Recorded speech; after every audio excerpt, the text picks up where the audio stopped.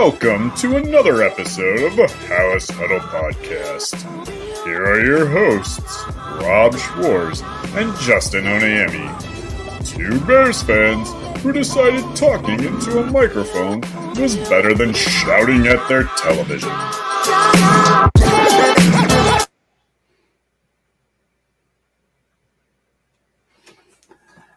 Welcome into episode 54 of the House Huddle Podcast. I am not on my game today. A lot of video editing errors to start the show that you guys don't even know about until I just admitted it. So, as we always say, huddle up! All right, now I'm on track. That's what I needed. We should have huddled up before. Yeah, I'm just going off of you, man. I don't know why I'm letting you take the lead right now. You're struggling a little bit on the outset. Struggling bad. Kind of like PJ Walker. Too soon. We got to get into it. But we got episode 54. We all know who that is. Great player, great hair salesman, and that's about it. Yeah, you guys can have your own opinions about the rest of him. We have ours, and we won't go into that. That's right. Wrong podcast. Yeah. All right, but we're following up on Bears Colts. Yep. It didn't go the way our two new analysts thought the game would go. Yeah, so I got word from Mitch and Jim that they will not be joining us tonight. Oh, really? Because we refused to admit that the score was actually 71-24 the Bears. Oh, wow. Conspiracy theorists, huh? Yeah, that's what their television showed on their end, apparently. That's what they're telling me. So they have bear goggles on, too. Yeah, huh? Yeah, exactly. That's a plug. So, yeah, they will not be joining us tonight, but please stick around. They'll be making appearances throughout the season. That's right. So, if you are new to listening, please hit the subscribe button, because if you hit the subscribe button, you will be put into a entry for a free giveaway.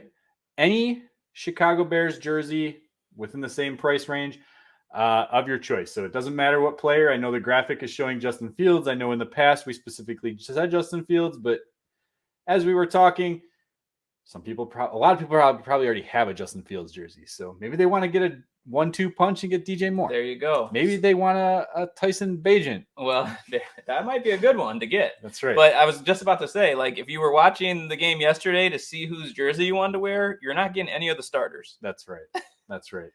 Uh-oh. Did I just set you off? Well, yeah. Let's dive into this a little bit. We're going to start the show off with a Rob's rant. Okay. I was told it was a mini rant, but maybe not. We're going to start with a mini rant that might turn into an actual rant. Full blown. Okay. Because that's just how it's going. So I know that my job in this is to just sit back, listen, and get ready to cool you down. Yeah, that's your job. All right. The cooler. All right. I think part of it is why it's going to be a mini rant is it's been a day and a half for me to already calm down, but it wasn't like a horrible thing to start with. Here's the thing. I don't have a problem with the decision to sit certain players. DJ Moore does not need to be out there. Okay. I'm even okay. I was on the fence, but I'm even okay with Justin Fields not playing, assuming that he's going to see enough playing time in the third preseason game, the final preseason game against the Bills. The way that they ran it last year, Fields saw 7 pass attempts in the first game, 7 pass attempts in the second game, 16, in the third. So he should see playing time in the third game. I'm fine with them sitting him. Players he hasn't played anyway because he's been injured, but Tremaine Edmonds doesn't need to play, right? TJ Edwards doesn't need to play, okay? Eddie Jackson doesn't need to play. I get that those guys don't need to be out there. But there are a certain number of guys that they set. They set all of their starters minus 2. That we're assuming 2. Tyreek Stevenson, right? Mm-hmm.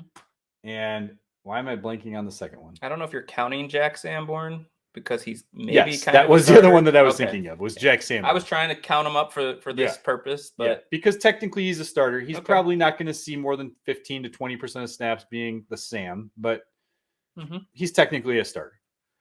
So those are the only two that played.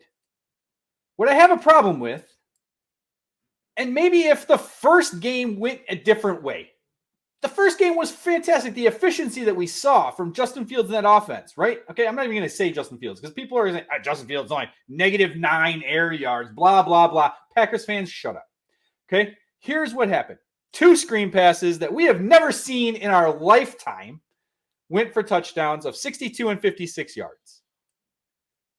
1 to DJ Moore, 1 to Khalil Herbert. Let me get back to Khalil Herbert. But here's my issue. The offensive line also, they only saw 7 plays, 7 reps. I understand that Darnell Wright is the 10th overall pick in the draft. He's supposed to be a plug-and-play offensive lineman. But we know from history that most offensive linemen struggle, especially in their rookie year. It takes time for them to get the NFL strength. It takes time for them to get up to the NFL speeds.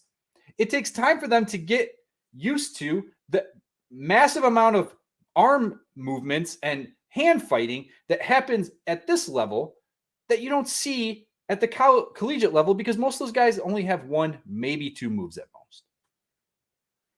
Darnell Wright had a good game that first game. The fact that he only has 7 reps going into the last preseason game, I have a problem with that. In all honesty, I have a problem with the whole offensive line not seeing reps. If I was Matt Eberflus, I'm sorry, my starting offensive line would have seen at least 1, maybe 2 more series because continuity and chemistry has always been one of the most important things when it comes to an offensive line. You don't have the same guys playing that were out there before. And I understand Whitehair wasn't going to be able to play. He's coming off an injury that happened in one of the joint practices. And that's the thing is they probably saw enough in the joint practices that made them think we don't need to have them go out there. I understand that thought process as well. But I also think that practice is practice. I don't care if you're going up against another team. When the lights go on, certain guys play differently. And I want to make sure that our offensive line is going to keep Justin Fields upright. That is the most important part of what had happened between 2022 to 2023 to make sure Justin Fields is going to be able to show us if he's the guy. You started to cool yourself down there. So I'm not done yet. So you can go ahead and talk. No. I have one more guy that I want to rant about. So go ahead and speak, and then I'm going to rant about one other person. All right. So you kind of alluded to some of the things that I think justify the decision. Okay. A guy that I'm kind of worried about just because of all the different news you hear coming out is Nate Davis. Okay. I don't know. He hasn't practiced too much. Granted, he's a veteran. And so there's kind of, as you were saying, veterans like Tremaine Edmonds can sit. Veterans like Eddie Jackson can sit. Now, granted, Eddie Jackson's been in this system. Right. Nate Davis is coming to a new system. But if you know Nate Davis is sitting, if you know Whitehair got banged up and is going to sit, did we hear something about Jenkins as well? Or do I just always assume he's partly hurt? As far as I understand, Jenkins he would have been healthy. Yeah. Okay, healthy scratch. Yeah. Well, that's 2/5. Davis and Whitehair, that's already 2/5 of who you're missing to have what you're talking about, which is the continuity of a unit. Yeah. Now, I didn't know you were going to take the stance you did on Fields, but right there, if 2/5 are going to sit, if 5/5 are going to sit, then I don't want Fields back there. But part of this too is the change when they went to 17 games and dropping it down to 3 preseason games as opposed to 4. When it was 4 preseason games, pretty much every team went about it around the same way, with slight coaches making some variants. Game 1, your starter's just kind of like, hey, it's football season. We're going to come out for maybe a series, Game 2, couple series. Game 3, dress rehearsal, halftime, game planning a little bit, halftime adjustments, play into the third quarter. Game 4, don't even see the field. Most of those guys are sometimes picked up off the street leading into that game. Exactly, just to put out a thing. Yeah. So game 4 was the throwaway game. And if I remember correctly, sometimes they'll be happening on like a Thursday, and you'd get all the way to the following Sunday. So you get like a week and a half off. Okay? Now they're dropped down to 3. Their last game, which, here's the thing. You did say you hope that in game 3, they're going to game plan and play players and that kind of thing. And that's what it sounded like Eberflus is committing to. At a quarter, at least? Yeah. Oh, yeah. It'll be at least that. But now that game is going to be played on August 26th, I believe. And then they start on September 10th. There's going to be a big chunk of time, probably more than when it was set up with the 4 games. So you still are going to have your dress rehearsal. You want your guys pretty much, the goal is to have them healthy in week 1 and have some sort of continuity. That can still be achieved even with sitting them here. And then the thing that you touched on that I very much believe in is the joint practices show the coaching staff way more, I would think, than a preseason game. Preseason games, they don't matter. Some aspects do. But when you're going up against another team, you're seeing their best, they're seeing your best. People are still trying to make their team. You're getting good efforts. You can set up drills. Okay, now we're going to go goal to goal situations. Now we're going red zone. Now we're going 2-minute drill against another opponent. You see what you need to see, I'm guessing. You said you're not mad at Eberflus, so I'm going to take you at your word, and I'm going to take him at his word that sitting these guys was the right move for yesterday. Now, I've heard some people kind of talk about, hey, still sit Fields out of game 3. No. That's not my take. I'd be kind of mad if now most starters aren't playing in game 3. So to me, they saw what they needed to in joint practice. These guys who might be slightly banged up should be healthier entering towards the season. Game 3 becomes your dress rehearsal. You get about 2 weeks off before the season starts. You sent me a text today that has nothing to do with this episode, but it has something to do with who they're seeing in week 3. Broderick Jones, who I mentioned earlier, maybe 2-3 episodes ago, how he was getting high praise at camp. And, we did say a lot of the stuff that you hear from camp is not always, accurate. A lot of coach speak, a lot of players speak. And Darnell Wright was struggling. I mean, it was a legit struggle. He was having false start problems. He was getting beat by Terrell Lewis consistently. Who might be a baller. Now I did the Terrell Smith thing. Sorry, I planted that. Hey, he might be a baller. We'll get back to that later. Yeah. But it was interesting. I mean, so it'll be interesting to see if Darnell Wright has the same issues going up against that Buffalo defensive line as Broderick Jones did, or if, he can look like he did against the Tennessee Titans and just basically hold his own. I mean, that whole entire, again, 7 reps, small sample size. As a rookie, I feel like you need as many reps as possible to get going. And I know injury is always a risk, but that's a risk anytime.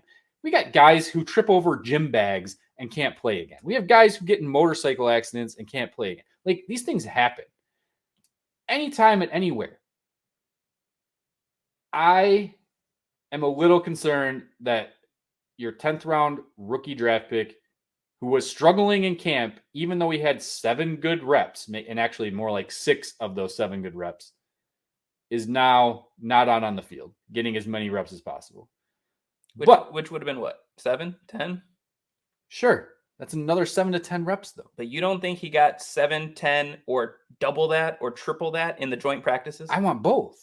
Okay. I want both. Okay.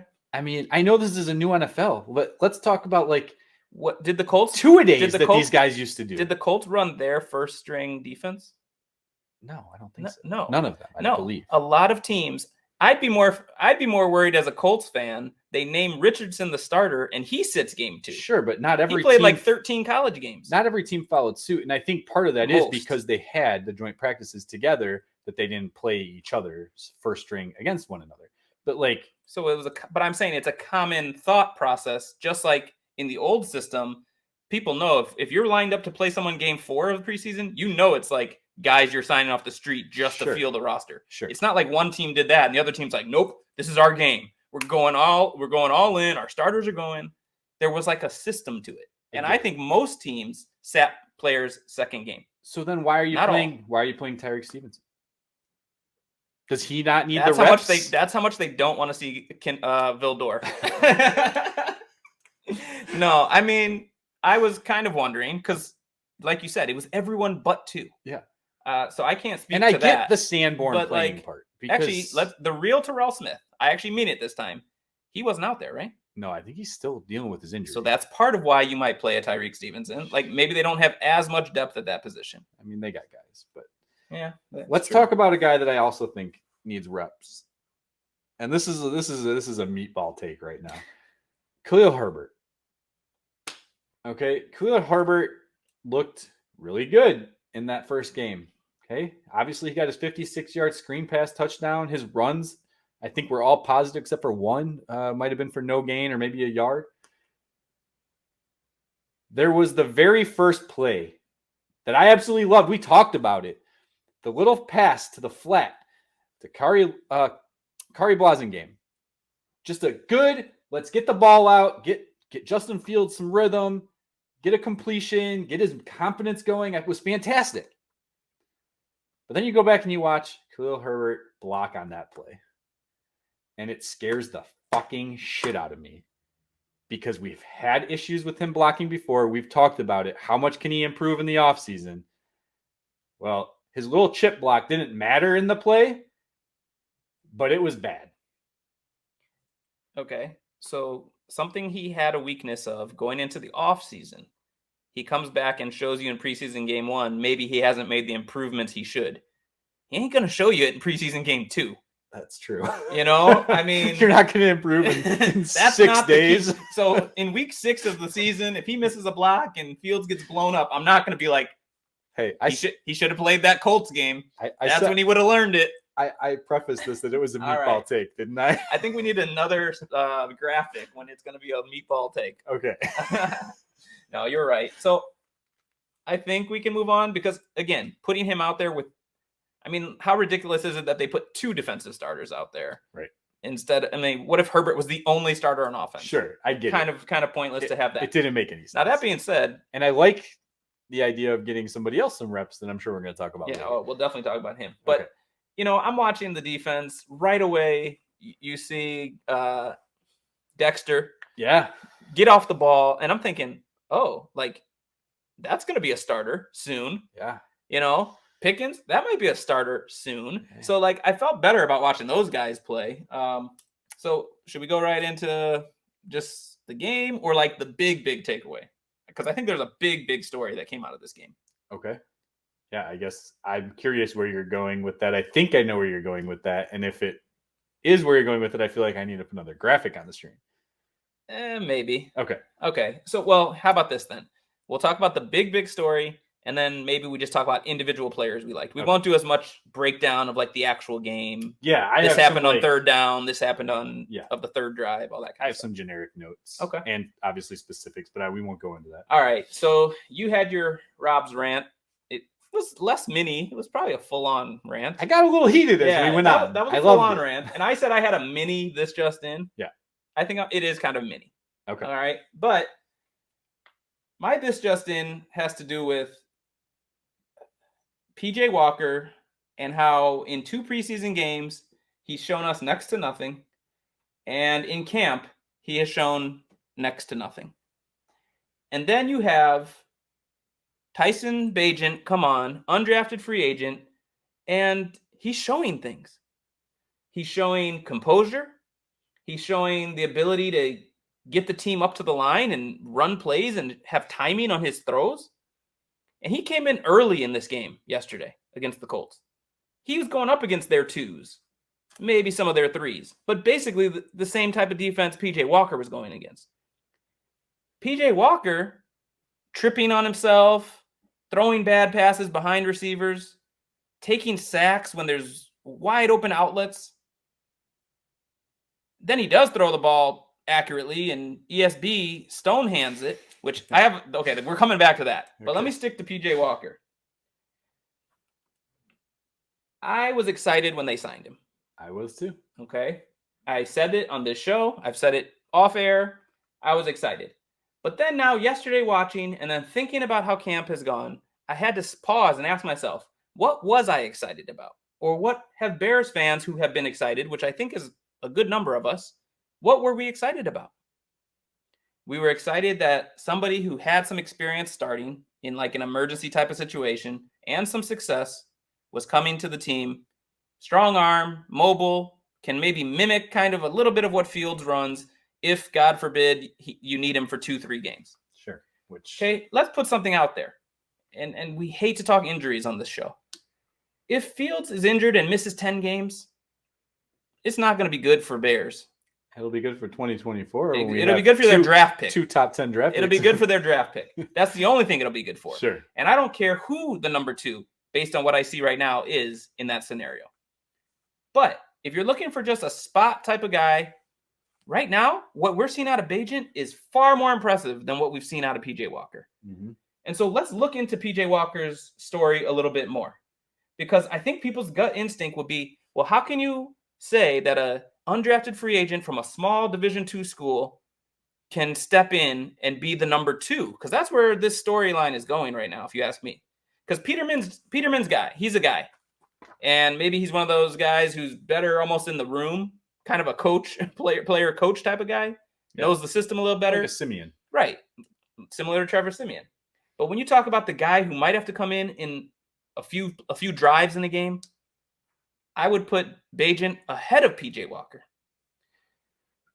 Bagent went to a Division II school and came in as an undrafted free agent. What caught the Bears' eye and what I'm proud of the Bears for is they probably really got a good look at him at the Senior Bowl. That's exactly what it was. Okay. Now, he went to a Division II school, so some people want to write him off right away. He's shattering records there. Yeah. He's got the measurables. 6'3", 215, good arm. He's got all that.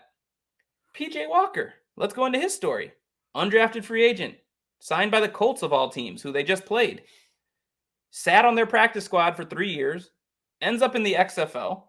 Kind of was doing okay there, but that was the COVID season and it got cut short. But caught enough eyes to get another chance in the NFL. Now, most of what I was excited about was, hey, when he went into Carolina, they did okay with him. I had to look at the numbers. That's why I said this is a mini This Just In. All right. PJ Walker kind of said his background, but let's talk about his seasons with the Panthers. They were not good, my man.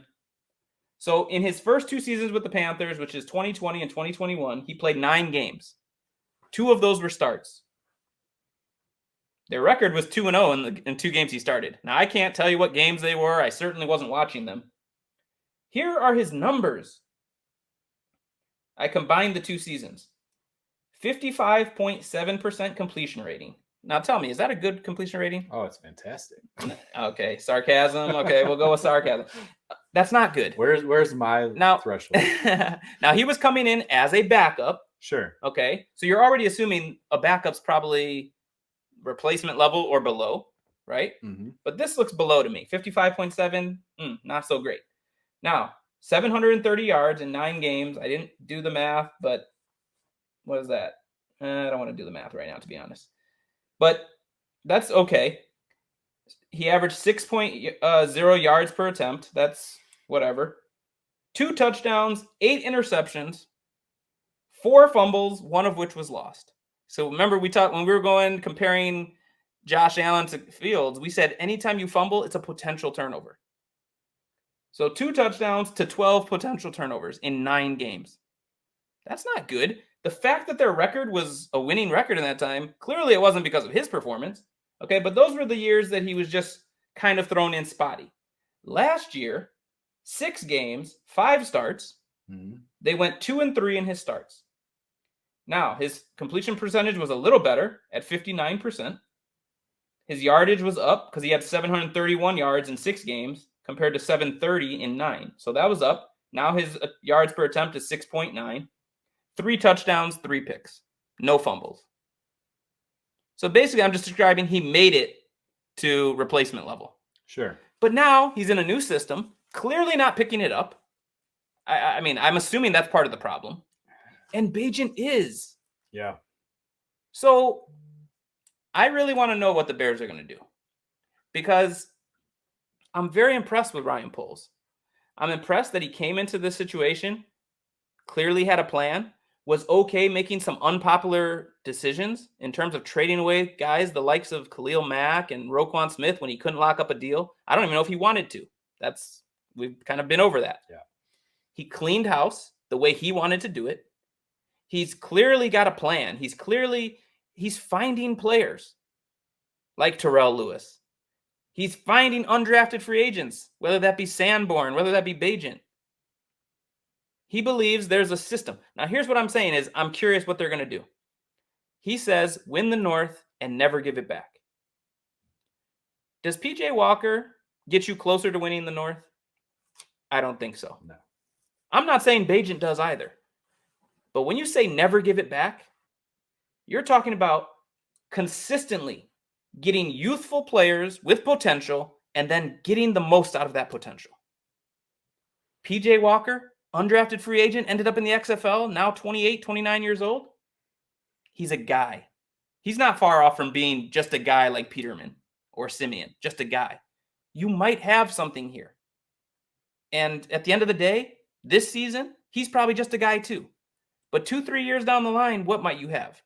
And clearly, you and I both want Fields 2-3 years from now to be a perennial Pro Bowler. But if you have a perennial Pro Bowler and a solid backup, we've seen what teams do with that.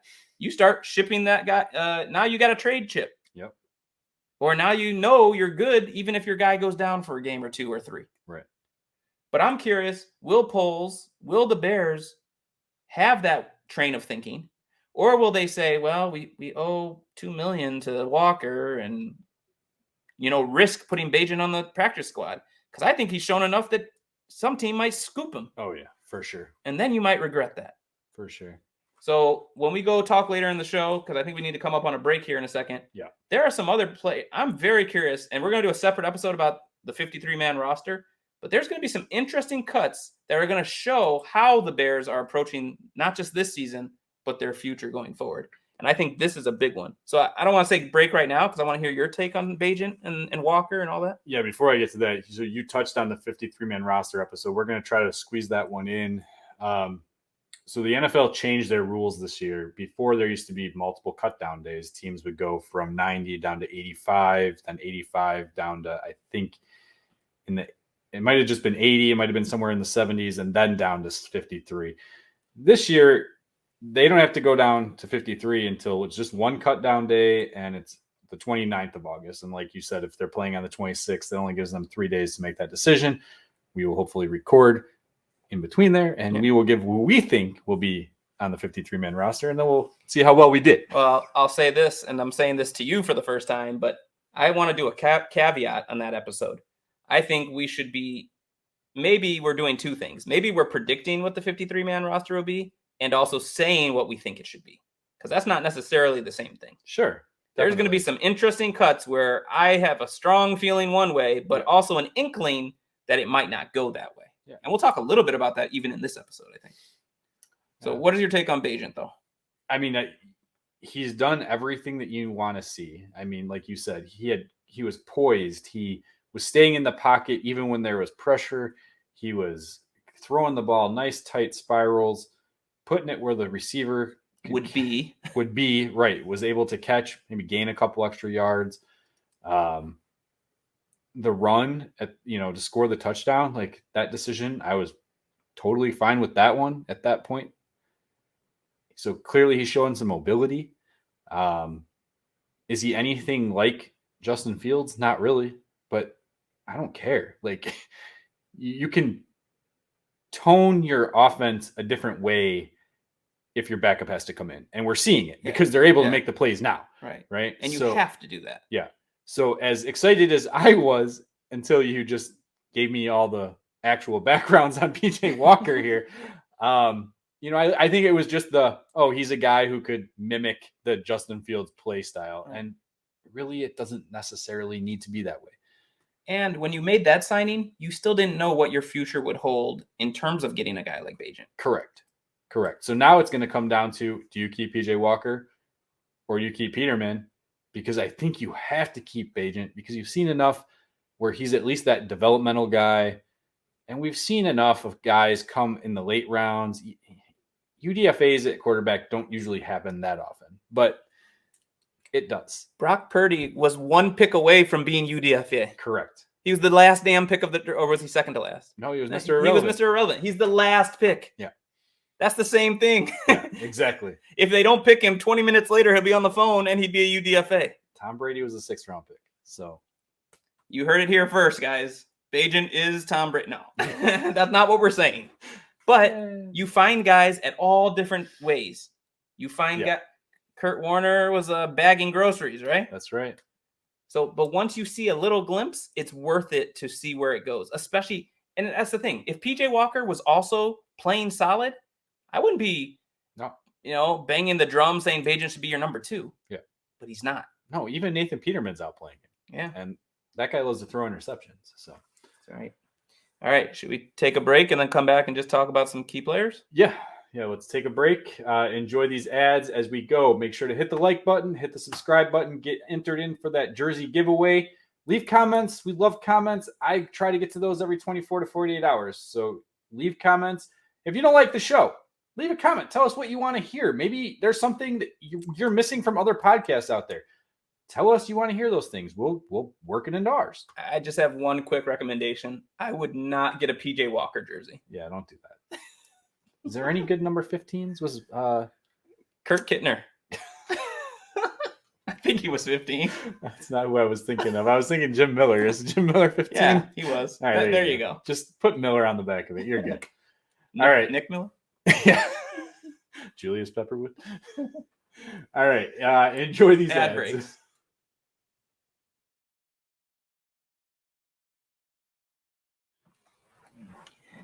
Welcome back to episode 54 of the Hallis Huddle. Breaking down the Bears-Colts preseason game 2, where nearly no starters played, and that got Rob a little hot. But he's cooled down now. And actually, I want to toss it over to you for what we're going to do with the remainder of this episode, which is talk about some key position battles, things like that were highlighted or lowlighted in yesterday's game. Yeah, so literally just today, maybe 3 hours ago, I wrote an article for Bear Goggles On that was specific moves that Matt Eberflus and the Chicago Bears need to make regarding their depth chart going into week 3 of the preseason. Now, these moves don't necessarily need to be long-term, but these guys deserve to be moved up and given a chance to play and show that they can do it against better competition. So guys who might be at the bottom of the depth chart, they need to move up to, third, maybe second string. Guys who are second string maybe need to be starters. Maybe guys who are third string need to be second string. So a lot of movement that needs to take place as the team needs to figure out who to keep. 90 down to 53 is a lot of players. So we touched on a lot of them in the first half, but we're going to get a little bit more specific, I think, now outside of Tyson Bagent. Yeah, but you did want to say something specifically about him, I think. Yeah, okay. So I wanted to bring up specifics. There was one drive in particular, and I think this is what set him apart and showed this guy needs to be ahead of PJ Walker. And that was the 18. And I'm going to call it 18. It's really 17 plays officially, but there was a false start in there. So 18 plays, 92 yards they took the ball. And we're talking like I'm going through my notes and I'm looking here. Okay, 9 yards slant. The ball was thrown really well where it needed to be, ahead of the receiver. He got the QB sneak for the first down. He rolled out, showed that he has mobility, right? Hit a crosser, 13 yards. I don't even understand why Indianapolis challenged that by the way. Really it was dumb. Awful. I didn't even show it going into the commercial break. Weird. And I was like, this is just so dumb. And they came back and said it was confirmed, not even just that the play stands, right? There was another player involved that we'll mention here in a second. But I have great throw, great vision, nice throw, beautiful throw. Like, I'm seeing this show up in my notes way too much for a guy who is not the backup quarterback. I mean, please don't take this comment the wrong way. Please don't. I'm prefacing it with that. His timing and delivery of throws might be better than Fields is. Now, that's not me saying he's better than Fields. Right. Please know that that's not what I'm saying. No. But the thing we knock Fields on the most Yes. is getting the ball out on time and throwing a guy open. Bagent was doing that very consistently yesterday. Yeah. And then even in his action in game 1. And they might be shorter and short to intermediate throws, which is again where Justin Fields had struggled last year. But he has a pretty big arm too. Yeah. So I don't know how well his deep ball is going to look. Now, but I would think this is actually a good segue, and I don't want to go off gear too much here, but like I've liked the play calling of the Bears a lot more in the preseason with the screens, and Bagent threw a really good screen, by the way. Yeah. But they've been running screens really well. They've been running slants, which I can't even remember how many slants they called the whole season last year. Yeah. Running back screens and slants have not been a part of the Chicago Bears offense since I can remember, to be honest. And when they're run horribly, and they usually end up for no gain. They're a very effective play. But we got to give credit to the offensive line because the downfield blocking has been fantastic. But Bagent threw one yesterday on a screen where the downfield blocking was great. Leatherwood was out there. One of the only times I noticed him in a good way. I think he was the false start, by the way. Maybe I'm wrong. Might have been. But anyway, Bagent threw it. Perfect timing. They were nowhere near going past the line, and it was set up beautifully. Yes. But their screen game looks a lot better so far this year, and we're seeing some of those slants. Yeah. So another... You got to tell this PJ Walker stats. So I have to Rob's version of this, Justin. Yeah, this is just real quick. I got to give credit to Bill Zimmerman. Bill Zimmerman pointed this out. PJ Walker through 2 preseason games. He is 5 of 12 for 25 yards, no touchdowns, 1 interceptions, 2 sacks, 2.1 yards per attempt, and a 14.6 quarterback rating. Less than his jersey number. It is his jersey number if you round up, though. 14.6 to 15. So. Okay, sure. If we round. Give it to him. All right. He's equal to his jersey number. This is another reason why, though, we're obviously talking Tyson Bagent. Because if it wasn't for him failing that horribly, then it would be more Bagent needs to be QB3 ahead of Peterman. Yeah. And that's it. And then he's on your practice squad. If someone comes and scoops him up, you're like, dang, that sucks. Correct. There was another guy, though, during that drive that I have a lot of notes on. A lot of good plays. Roschon Johnson. And I will admit, we can go back. We can check the tape. I was not as high on Roschon. I liked the pick, but I was not as high on Roschon. Mainly because I felt like he's not a home run hitter. He doesn't have the speed, kind of like David Montgomery. He is a little bit faster, but what he does have is burst. Like, he hits that hole hard. Yeah, he seems stronger. He's got to be more powerful. He's bigger. Yeah. Right? Not as bouncy, not as shaky, like shimmy, going to get past you like that. Not going to bounce off you like a bowling ball in regards of like spinning, but he's going to bounce off you like a bowling ball and just keep going. Just some really good north and south straight runs. Like, he's got to be your short yardage back already. I don't know if my bear goggles are on. Okay. But from this rookie class, I see potential starters: Roschon Johnson, Dexter Senior, Pickens, Tyreek Stevenson. Like, this could be, maybe. Hopefully Tyler Scott. Granted, he didn't play, and we know he had a fumble in the first game, but it looks like they're finding talent. Yeah. So when a guy like Herbert, who we know had some weaknesses to his game, and offseason happens and you don't improve it, this rookie's coming in and he already has that in his game. Mm-hmm. So, sorry to interrupt you there. No. I think it was a great segue. Yeah. I had Roschon Johnson, honestly, in my article as moving up from running back 3 to running back 2 ahead of Donta Foreman, which is crazy because I thought Donta Foreman could push Khalil Herbert to be the starting running back. He had a couple of flashes Foreman, I should say, had a couple of flashes in the game, a good run or two, and caught a ball out of the backfield. And if you remember, when I compared his statistical end to last season to mystery player that was Nick Chubb, and they were basically identical, one of the key differences, Nick Chubb's not known for catching the ball much either, but Foreman hardly at all. Yeah. And I asked you at the time if you knew, is it a part of his game that he is bad at, or was Carolina just not utilizing him that way? which surprised me because we know they use McCaffrey that way. Right. So to see him at least catch a ball made me feel like there was some promise. But to speak to your point, I'm not even sure how much of him I want to see if Roschon Johnson's doing what he's doing. That's right. So very interesting. Yeah. The Bears 3-14 last season. You wouldn't think they would have very many tough cuts to make, but you start looking at these rooms, as we call them. The running back room may have some tough cuts. The receiver room is going to have some tough cuts. The defensive line is going to have some tough cuts. Can we talk about defensive line, guy? Yeah. So DeMarcus Walker's been injured the entire preseason, you could say. Yeah. He's been in camp a bit here and there, but limited. Yeah. And in the meantime, Terrell Lewis is showing out. He deserves that number 52. He's putting it to good use. 2 strip sacks. 2 strip sacks in 2 games. That definitely fits the 52 number. Now, we know Ngakoue is locked in. He's your number 1 pass rusher by far. Boom. He's a lock.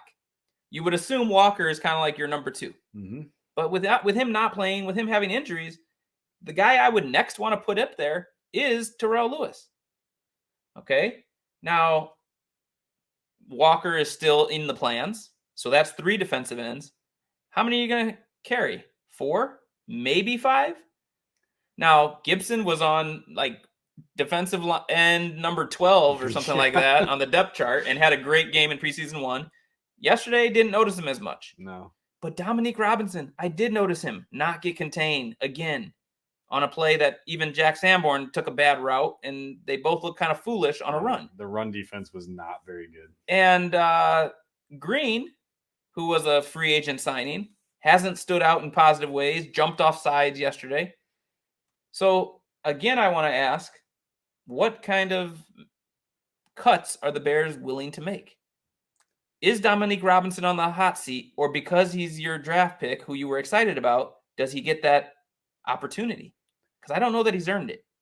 It'll be interesting because Matt Eberflus makes it known that if you prove yourself, it's all merit-based. If you prove yourself and you show that you're ready to play and you're the better option, they're not afraid to play you.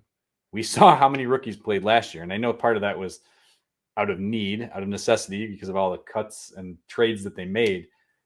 But you're seeing it again now. Like, I have a feeling, Tyreek Stevenson looks to be the number 1. And if he's not, it's another rookie who's going to be taking his place, Smith, over top of him, right? I hope Jalen Johnson's number 1. Well, a number 1. I'm Okay. sorry. I didn't know 2. if you were already cutting him or trading him or something because they don't want to sign him a long starting term. Outside corner. Like Okay. one of the I got number you. ones. He whiffed on that. He had another penalty, bonehead play. And then that touchdown, I wrote that down. he has to pick that ball, but I don't know how you don't deflect it. Right. It I was literally, shocked. That looked like a Madden glitch. like, did it even touch his hands? I don't know how it know. missed. Like, it was bad.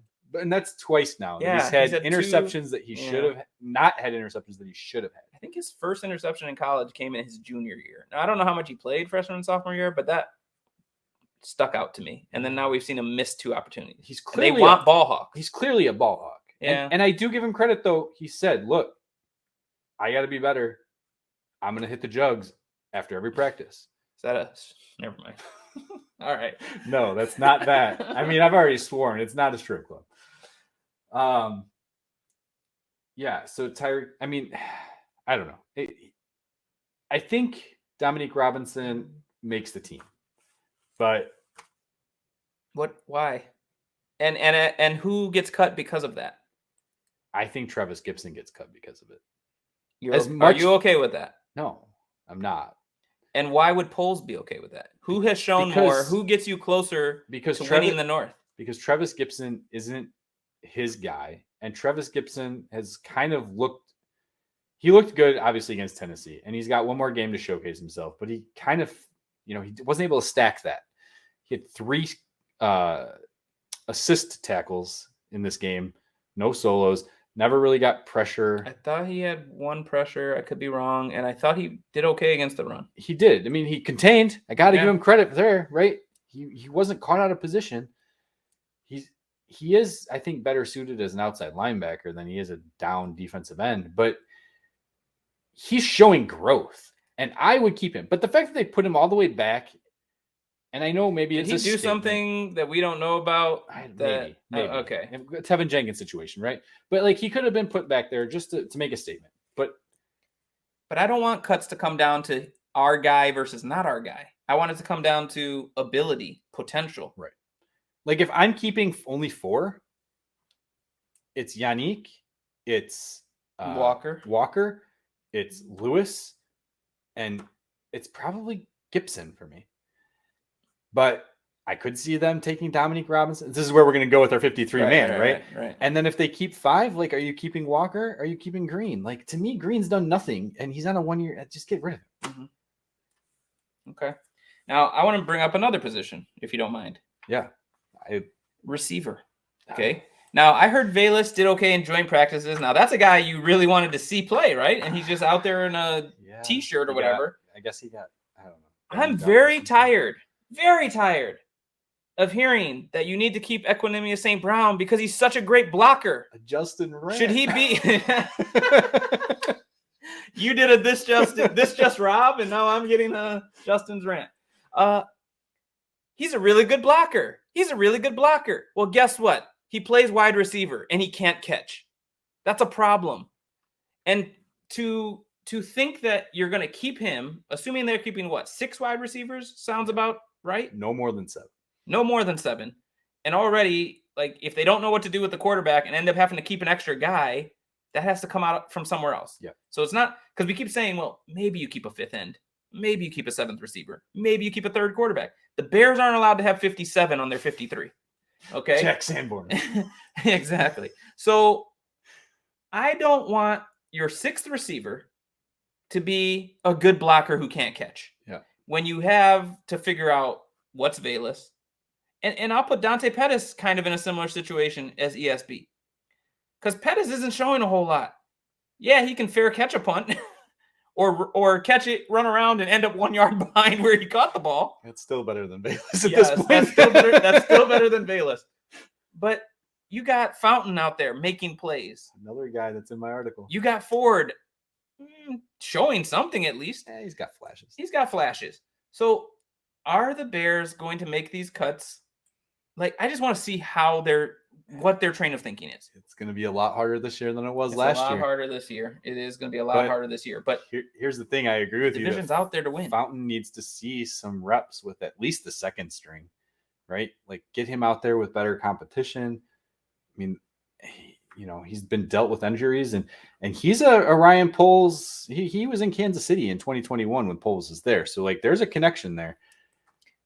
He's got some height to him at 6'2". Like, so right now, today, and just asking you, you're not putting on your Ryan Poles hat. You're Rob Schwarz.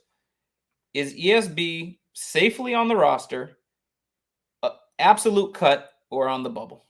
On the bubble. If I'm being kind, he's on the bubble, but I honestly think he's cut. DJ Moore, Darnell Mooney, Chase Claypool, Tyler Scott, he's on the team. I know he had his fumble. He's on the team. Okay, so that's 4, and you're going to keep 6. Velus, back to he's our guy. The very first offensive player they picked, who now is bad special teamer. He's at least good on kickoff. Right, which we haven't seen much of. So if he's your 5th, your 6th is either Pettis, ESB, who both haven't shown a thing to me, or a slew of other guys who have potential. I think ESB is Pettis at least is your safety valve for punt return. And I think ESB is on the cover special teams and does okay. Yeah. He does okay. He's a gunner. But again, he's just a gunner and a good blocker? No. He's either a cut or bubble. But I don't like this idea that he seems so safe. And again, he was like the first guy they re-signed. So you did that before you knew all the other things that would come. Sure. So anyway, we'll talk more about that in the next episode. Oh man, I don't want to give everything away. Justin's rant. Woo, sorry about that. Yeah, reverse roles here. I don't know. I mean, anyone else? I think we looking through my notes here on pretty much everyone. I guess D'Anthony Jones flashed a lot. I had one possession where he was literally had a pressure on 3 of the 4 snaps. So, I mean, again, but that's a guy, UDFA out of Houston, had a really good senior year. I think he had 8 sacks that year. You can probably put him on the practice squad and leave him there. Like, I don't think that's going to be a cut issue, but I do think, having that as another developmental guy, that's fantastic. So another tease into the 53-man roster, but how many linebackers do you keep?